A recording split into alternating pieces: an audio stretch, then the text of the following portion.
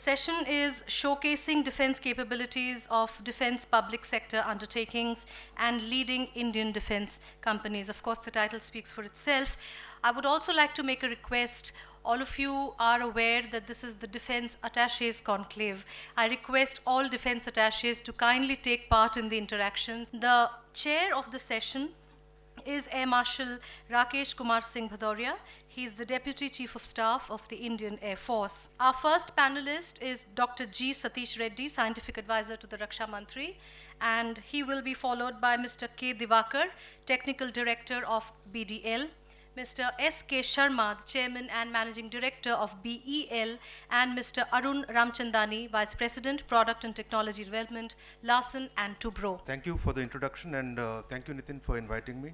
Dear Ramchandani ji, other dignitaries sitting over here, I am representing BDL. In the field of, say, today's program, today's topic, the enhancement of defense cooperation and leading to exports. BDL was established in the year 1970. Ever since, we have been slowly serving Indian defense services only. We have started manufacturing ATGMs of first generation, second generation, and then two and a half generation missile that is in war. And subsequently, with the introduction of IGM-DP program, BDL has been working for DRDO in productionizing various Prithvi, Agni and Akash other missile systems. BDL has slowly progressed in its production and turnover over the years, and for the past 4 years it has been increasingly going forward in terms of its turnover, right from 900 crores to 4,400 crores last year. All this was possible because order book position was there. Why I am telling this especially? A company, that too a public sector undertaking, in order to ramp up its production, we have been doing so. We had to do making use of the technology available outside, the private partners available outside, and then we have ramped up our production without increasing the manpower. And in this regard, I would like to say, the ramping of production can withstand only in two situations. One is continuously getting order book position enhanced, or we have to look outside where we have market, we can sell our goods. I think Prime Minister's program of Make in India also looks at not only production in India, but also produce for selling outside, then only we can withstand. Earlier we were only designing for indigenization. Now a time has come when we have to understand not only know how, know whys also, then only we can serve better. In this regard, I would like to say that BDL is already working and it is getting interest from various other nations for its products, especially the TAL, torpedo and Akash missile system. We are getting the interest from different countries. Akash weapon system, we have countries like Philippines, Botswana, Belarus and Vietnam have shown interest. We have also responded. There are interests shown for Milan and Concourse ATGMs also. We are working how to get OEMs permission to supply these things to other nations. Gradually, the environment is becoming, in defense PSUs also, not only know-how, get the know-how and manufacture and supply, also know why this is happening. This has become very imminent. This is a requirement of today's environment. This has been happening. That is what we can say, we had to feel proud of India. So in order to carry forward all these things and also support the private partnership outside, enhancement in terms of productivity is required. That is possible only when we can export our goods outside. I thank this particular forum, especially the Bharat Shakti, for giving me this opportunity for speaking on this occasion. Thank you so much. Air Marshal Bhadoria, my fellow panelists, Air Marshal Bhonsle, all the DAs, foreign delegates, ladies and gentlemen, a very good afternoon to you all. I'll just make a quick presentation on Bharat Electronics, overview, some products, and specifically those products which are we have exported and which are exportable. The BEL was set up in 1954 under Ministry of Defence and continues to be so. It's a technology-driven, strongly R&D focused company. We have 9 manufacturing units across the country. It's around 10,000 people, with out of which more than 2,000 are in R&D. We have state-of-art manufacturing facilities and QA. Now this coming to the exports, these are some of the products what we have exported in the recent years. Defense communication equipments, radars, sonars, electronic warfare products, optoelectronics, components. Then we have done some contract manufacturing work. We also export voting machines, some telecom, and of course the coastal surveillance system. This is one of our major effort in the entire Iowa, the Indian Ocean region. We have done the coastal networks for not only our own country. We have, in fact, the largest coastal network in the world is installed in the country. We have 46 radar stations which are networked through SATCOM links.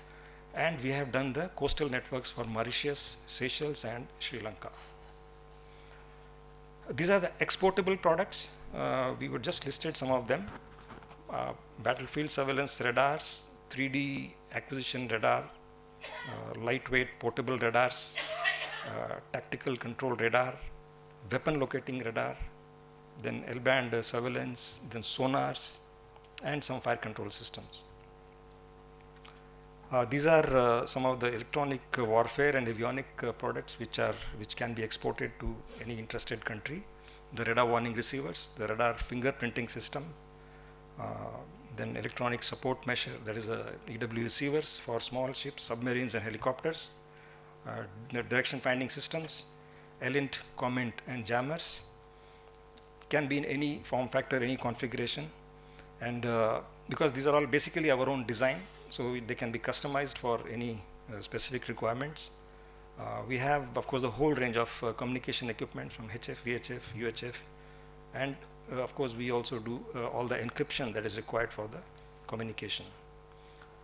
Optoelectronics, night vision products can be exported for any requirement like the goggles, binos, and weapon sights, thermal imager sights, laser range finders, and a complete solution, that is system for other things like the ship-based composite communication, versatile communication, that is external, internal communication. Then, as I said, coastal surveillance. Then, of course, we also are able to export some of the missile like the Akash, because it is done along with our DRDO and jointly with the BDL, and it is exportable for specific countries. We can get the NOC from the MOD and can be exported to the interested countries. For us, defense and aerospace was also a startup business about 30 years back, and we got into it in partnership with DRDO. So if I really look at our journey in defense and aerospace, we got the courage to get into it because of our association a little before that for the space and nuclear power sectors, where the government of India encouraged manufacturing in the private industry. And our association in that, in an area where there were a lot of regulations, denials, sanctions, to build our own industry, gave us capabilities and gave us the confidence to move forward and enter into the defense space. So we've been associated with India's submarine programs, the shipbuilding programs, and building various weapon systems for the Navy and for the Indian Army. I think we are today poised to see success in larger markets. We have a large capability spectrum which spans from mechanical systems to electronic systems to communication systems to ruggedized electronics and advanced composites. One of the things that we have been doing, and especially in the shipbuilding space, is the use of digital designs. And all of the shipbuilding activities that we do are completely modular, they're completely digitally designed and digitally outfitted. So right from the manufacturing yard to the outfitting yard to the design center, there is a complete link of digital data that travels. We have established dedicated defense production facilities, and what you see here is a view of our assembly, integration and testing facility at Talegaon, which is basically for the integration and testing of weapon systems. It is a dedicated campus for this activity. We've achieved success through collaborations, and collaboration being the theme of today, I would like to talk about our successes, through collaborations within India. For example, the Pinaka artillery system, where we worked very closely with DRDO, and we've been able to deliver to the Indian artillery very high accuracy and reliability weapon delivery system. So this artillery rocket launching system is now inducted in the Indian artillery. It is, of course, a partnership between industry, DRDO and the OFP. The Akash missile system, where we have worked with BEL, BDL. The BrahMos, where we are doing large parts of the missile in metallics and composites, the fire control systems, the naval launch systems. Bridging is another product where the DRDO designs we have taken to market, and there is a whole range of bridges from aluminum to steel to the tank-based bridges, the mobile bridges. We are going to be awarded the contract for self-propelled artillery gun along with Hanwha Techwin of Korea. 100 numbers of these will be produced for the Indian Army with over 50% indigenous content. We have begun to look outward, and we have today offerings in the artillery systems, in naval weapon systems, in weapon launch systems, ship fire control systems, radar systems, sensors, communication equipment, bridging systems, shipbuilding and weapon upgrades. We've been able to collaborate within India and have been able to collaborate with foreign companies, and now look to collaborate with the rest of the world market to provide them products from Indian private industry. Quite obviously, as compared to last session, I think the DPSUs and the large Indian companies, which is part of these sessions, there is a basic difference in the DNA. While in the last session we heard companies with startups and technology based, and with a total different orientation towards this field. These DPSUs, I think, have worked over many decades, and including the large Indian companies in this session. And I think if you look at exports, it's been fashionable to think that DPSUs have very limited capability or orientation or the cutting edge.